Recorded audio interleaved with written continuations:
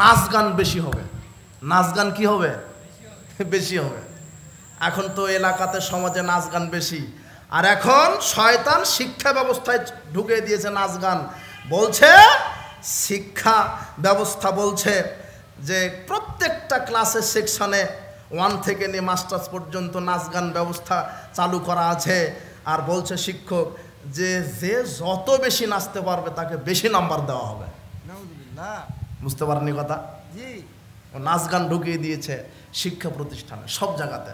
শোনো, তোমার শিক্ষা প্রতিষ্ঠান বিদায় অনুষ্ঠান করবে, ক্লাস 9, 10 ইন্টারমিডিয়েটের ছেলে মেয়ে বিদায় নেবে, তখন বিদায় অনুষ্ঠান করলো, মঞ্চে নাচতেছে মেয়েটা, ইন্টারমিডিয়েটে পড়ে এমন মেয়েটা যাকে 2 বছর পূর্বে বিবাহ দিলে 2টা বাচ্চা হতো, এমন যুবতী মেয়ে ল্যাংটা পোশাক পরে মঞ্চের উপরে নাচতেছে, তার সাথে তার শিক্ষকও নাচে।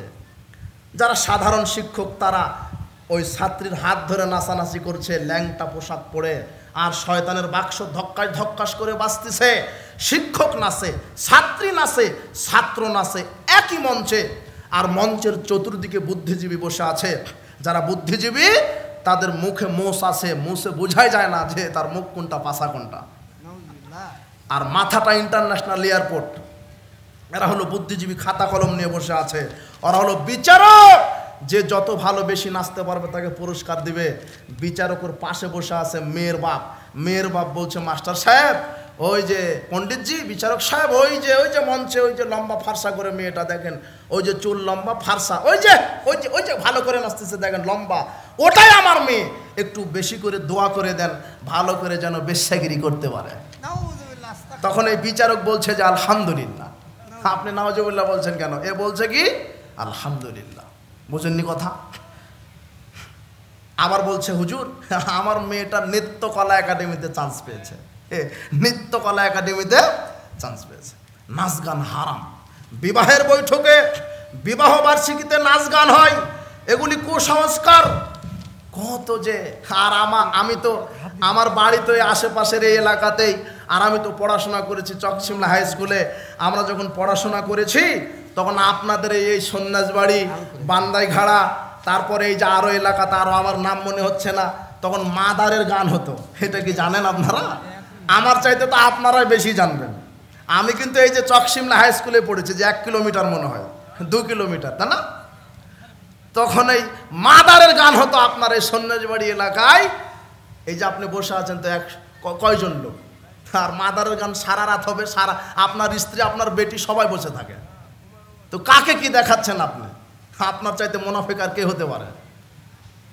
মোহাম্মদ সাল্লাল্লাহু আলাইহি ওয়াসাল্লাম বলছেন ইয়াজালুমিল হুমুল কিরদাতুল খানাজির, যারা গান বাজনা বাজায় শ্রবণ করে এরা হলো শুয়োর আর বানর। এরা কি শুয়োর, এরা কি শুয়োর আর কি বানর। মোবাইলে গান বাজে, টিভিতে গান বাজে, আপনি কত গান বাজনার অনুষ্ঠান করছেন, নাউজুবিল্লাহি মিন জালিক। গান বাজনা হারাম, এর ক্রয় বিক্রয় হারাম, এর ব্যবসা হারাম। যে শ্রবণ করে, যে ব্যবসা করে, ব্যবস্থা করে, সমান অপরাধী। এদেরকে শরীয়ত বলেছে এরা হলো কুকুর, সিগাল, শুয়োর। আপনি হারাম কাজ থেকে বিরত থাকেন। যখন সমাজে গান বাজনা বেশি হবে তখন কি হবে? যখন সমাজে গান বাজনা বেশি হবে তখন সমাজে ভূমিকম্প হবে। অত্যাচারী শাসক অত্যাচার করবে।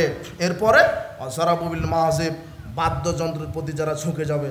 সব জায়গাতে বাদ্যযন্ত্র, বিবাহের অনুষ্ঠানে, 31 নাইট, পহেলা বৈশাখ, অমুক বিদায় অনুষ্ঠান, সব সময় বাদ্যযন্ত্র। বাদ্যযন্ত্রের প্রতি যখন আপনি ঝুঁকে যাবেন তখন এগুলি গজব নাজিল হবে। বলছিলাম সময় একেবারেই অনেক হয়ে গেছে। আপনাদেরকে যেটা বলতে চাচ্ছি, আল্লাহর পক্ষ থেকে গজব নাজিলের কারণ আমাদের নিজের 2 হাতের কামাই করা। যখন এই পাপগুলি আমরা ছেড়ে দেব, মদ পান ছেড়ে দেব, গান বাজনা ছেড়ে দেব, যখন আমরা দুর্নীতি ছেড়ে দেব, খাদ্যের পরিমাপে কম ওজন দেওয়া ছেড়ে দিব, যখন আমরা সম্পদের জাকাত দিব, যখন আল্লাহ এবং তার রাসূলের সাথে ওয়াদাকে পালন করব, তখন আল্লাহ সুবহানাহু ওয়া তাআলা আমাদের উপর থেকে বালা মুসিবত উঠিয়ে নেবেন ইনশাআল্লাহ। তাহলে পাপ থেকে আপনি বিরত থাকেন যে কোনো মূল্যে, যে কোনো মূল্যে পাপ থেকে বিরত থাকেন। আপনার ছেলেকে গান বাজনা শিখা দিচ্ছেন কেন? আপনার মেয়েকে গান বাজনা শিখিয়ে দিচ্ছেন কেন? আপনি আপনার ছেলেকে নিয়ে গর্ব করছেন কেন? আমার ছেলে এই করে ওই করে। জি না, ওইটা গর্বের বিষয় নয়। আপনার ছেলে সালাত আদায় করে কিনা, আপনার ছেলে মেয়ে হালাল খায় কিনা, আপনার মেয়েটা পর্দা করে কিনা, আপনার স্ত্রী পর্দায় থাকে কিনা, আপনার পরিবার সালাত আদায় করে কিনা। জি না, শোনেন, যেই পরিবারে 5 ওয়াক্ত সালাত নেই সেই পরিবার আদর্শ নয়। যেই পরিবারে 5 ওয়াক্ত সালাত নেই সেই পরিবার আদর্শ নয়। যেই পরিবারে ফজরে মাগরিবের পরে কোরআন তেলাওয়াত হয় না সেই পরিবার আদর্শ নয়। যেই পরিবারের ছেলে মেয়ে পর্দা করে না সেই পরিবার আদর্শ নয়। যেই পরিবারের স্ত্রী, যেই পরিবারের নারীরা পর্দা করে না সেই পরিবার আদর্শ নয়।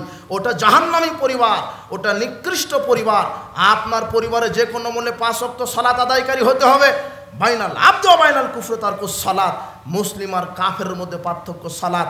যারা 5 ওয়াক্ত সালাত আদায় করে এরা মুসলিম, যারা করে না তারা কাফের।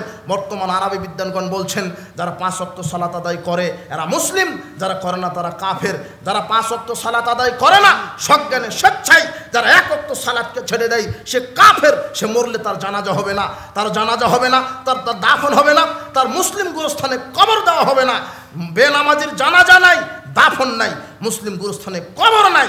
বেনামাজির হাতের জবকৃত পশুর গোশত খাওয়া হারাম। এগুলি বর্তমান আরবি বিদ্বানগণ ফতোয়া দিচ্ছেন। এই স্ত্রী সালাত আদায় করে, স্বামী সালাত আদায় করে না, বিবাহ তালাক হয়ে গেছে। স্বামী সালাত আদায় করে, স্ত্রী সালাত আদায় করে না, বিবাহ তালাক হয়ে গেছে। বেনামাজি ছেলের সাথে মেয়ে বিবাহ দেওয়া হারাম। বেনামাজি ছেলের সাথে মেয়ে বিবাহ দেওয়া হারাম। রাসূল সাল্লাল্লাহু আলাইহি ওয়াসাল্লাম বলছেন মান আলা জারিয়াতাইনে মান আলা সালাসা বানাতিন।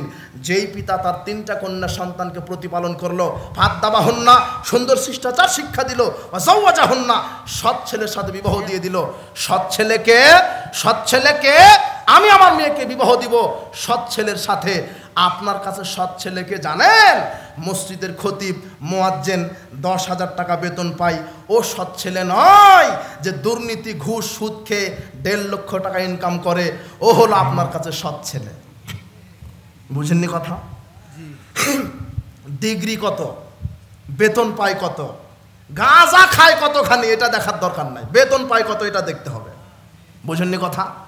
সালাত আদায় করুক আর না করুক, ওযু জানুক আর না জানুক, বেতন পায় কত দিতে হবে। শোনেন, বেনামাজির সাথে মেয়ে বিবাহ দেওয়া হারাম।